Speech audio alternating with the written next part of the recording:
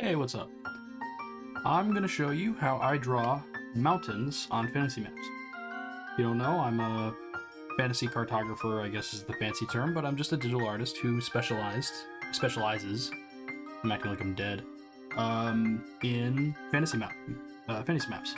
So, I've got 3 different methods of drawing mountains on a fantasy map.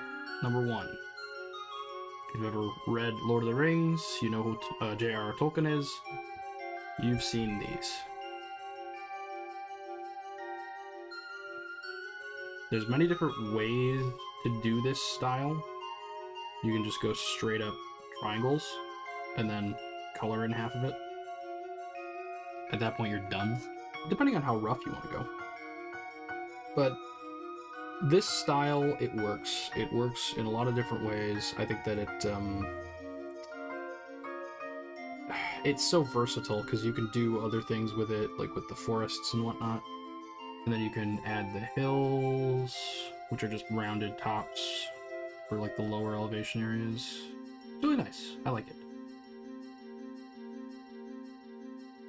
And of course, I'm using a brush that doesn't do any opacity changes, but if I do go to opacity, then I can get kind of crazy with it. Because let's say a mountain shape here. Well, then I can just do all my shading right away.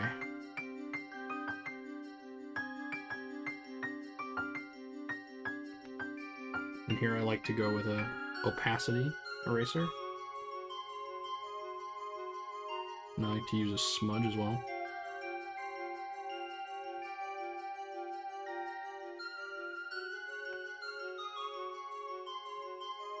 A little too strong, but that's fine.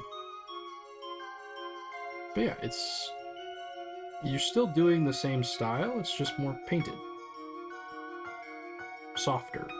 More shading. And then for the hills, you can still do lumps if you want. Just shade them. If you want to do that. I like to do more realistic hills, so I like to follow the ridges down.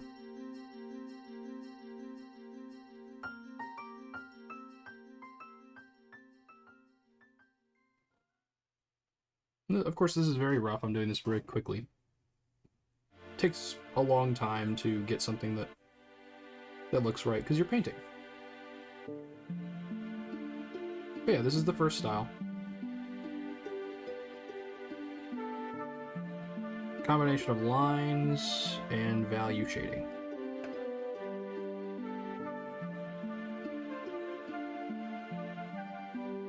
Right? That's style number 1. Style number 2 takes a bit of a detour from this. It's better explained by example at first.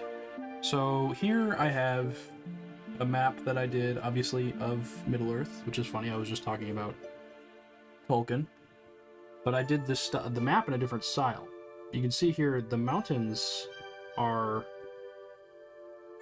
much less in the classic style and more painted. Very painted on, color-wise. So this method is a little different. It uses softer brushes and follows the ridge lines in a more atlas way, showing off the actual elevations of the ground, how a mountain would actually look. And to do this quickly is it's not actually that hard to do it quickly. It's just that at first you're going to run into issues where you need to look at a reference, because references are everything. You need to know what mountains look like before you start drawing them, and they're not exactly always easy to draw. Another good tip is that you really want to plan out what you're doing before you start. Like here, it doesn't look like much of anything. So do some rough planning, get your ridges out, and like, where are your high points? What are you coming down to? Because that's what mountains are. They're just high points that have been weathered down by erosion or weather, or, you know, just gravity, really.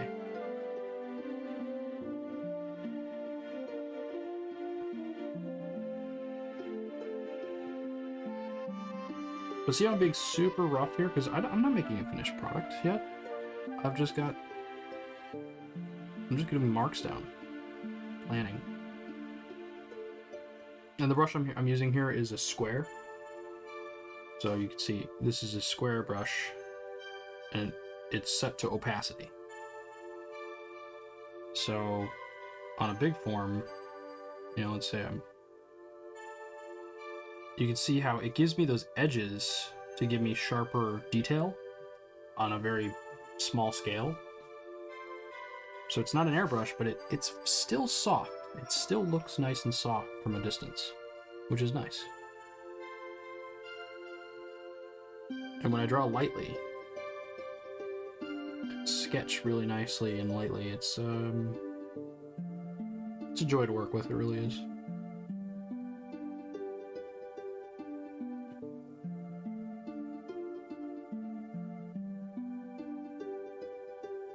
But you're starting to see, like, here's my high point.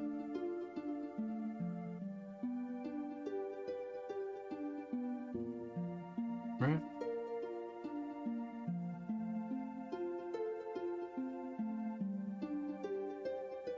And now you're starting to see, like, where the ridges come down, where everything starts to coalesce into mountain range. Because here we're drawing the range, we're not quite drawing individual mountains like we were here.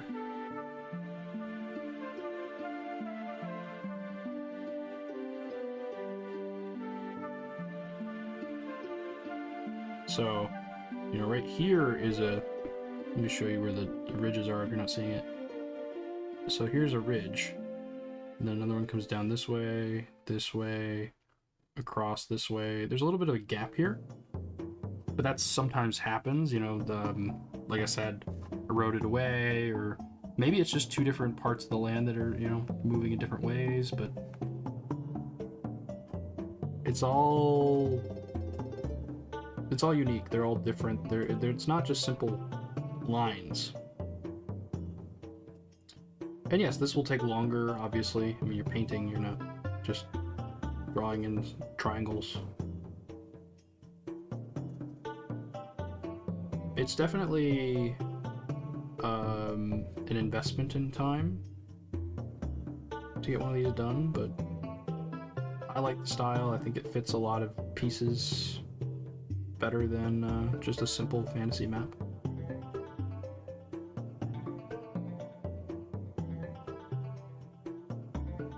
Sometimes I just do this to unwind, get some of the bad marks out.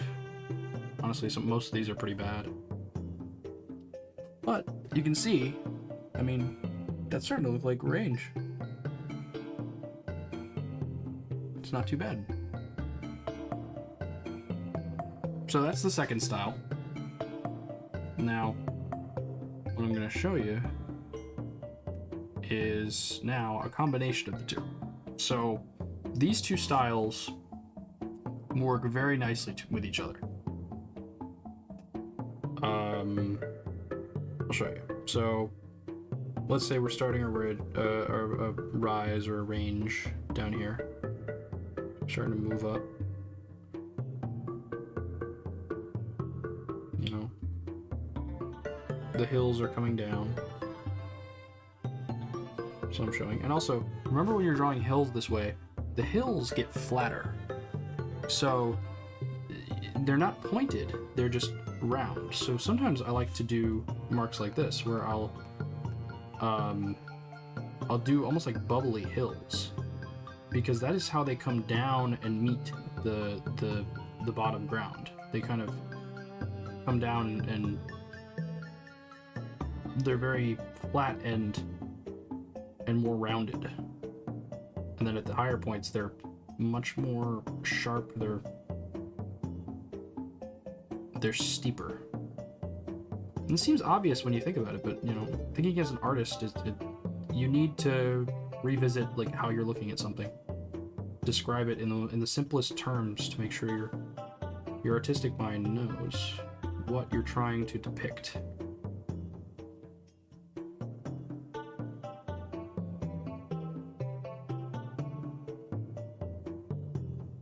So yeah, I'm getting there, right? This is how I show it when the hills meet the ground. I like to show the whole, like the connecting lines. So, you know, you can see the general rise going this way and this way. But then up here, I like to do like a Tolkien style map mountain.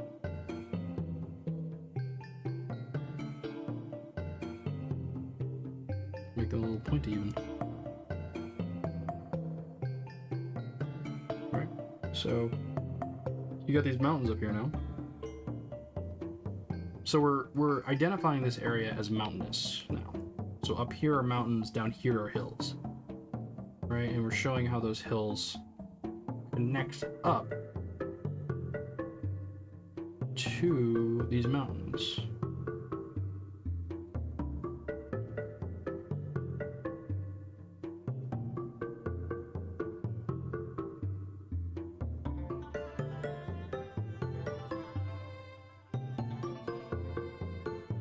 So you can see this ridge comes down, and then we can scatter it into different lines that scatter even more into little bubbly hills.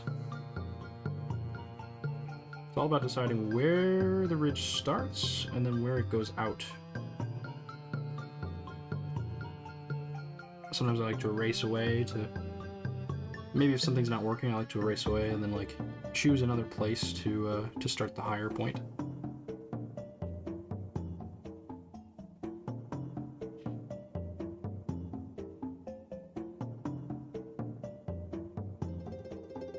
So you can see now how this would work, how you're showing the hills. Sometimes I like to add these lines to show like where I'm gonna go with it, where things are gonna be.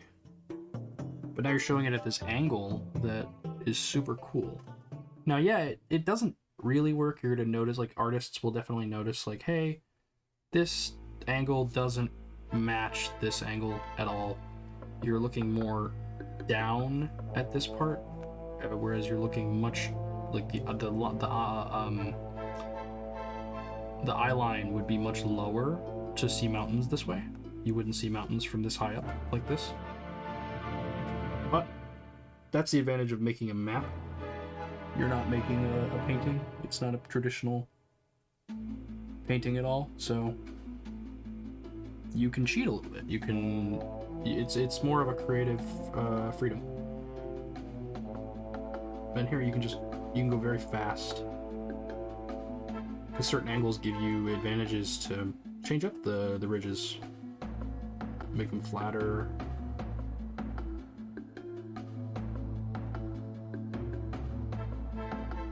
I encourage you to get rough with it. Getting rough with it gets you to keep going on the piece, maybe if you wouldn't have. I know in the past I've definitely wanted to stop and then kept pushing on and gotten a little bit rougher with it, a little looser, and enjoyed what I made after that because I changed up my pace, which changed up the way I was looking at the piece.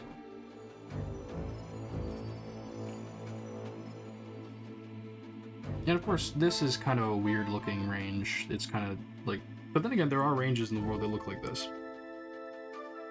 You know, one high point with all these peaks that spreads out into all these bubbly hills. That's a thing. So, that's like these two combined. Now this is all black and white, obviously, so I haven't even gone into highlights. So, highlights, basically, you know, you can see here on this piece, I have a base color, which I have, whatever, I can't draw on this. I have a base color, and then I have a highlight color, and I have a shading color. So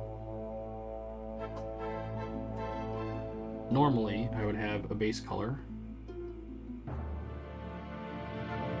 I'll just grab, what the heck? I did not click anything.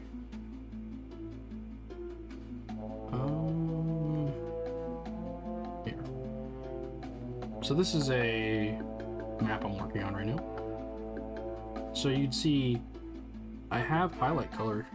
I have highlights included here. And what you're also going to see is that the highlights are actually covering up some of the lines and shading. If the layer ever goes away.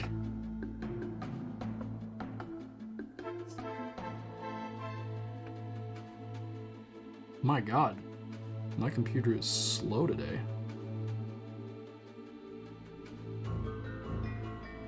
Okay, well, trust me on it. It definitely is. So the highlight is covering up some of this darker line area, the shading.